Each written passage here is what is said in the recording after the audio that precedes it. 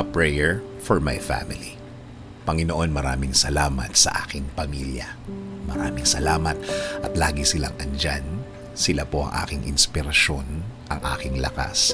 Sila po ang nagiging kakampi ko sa mga pagsubok ng buhay at laging nakaalalay kapag kailangan ko ng suporta.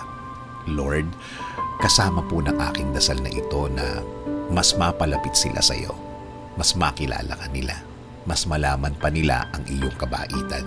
Kasama ng nakikita nila sa aking buhay na ikaw ang pinagkukunan ko ng lakas sa araw-araw. Kasama na rin ang aking dinadasal na tulungan niyo rin ang bawat isa sa kanila sa tuwing kailangan nila ng tulong ninyo, Lord. Tulad na lang ng pagtulong na ginagawa mo para sa akin every time na kailangan ko po.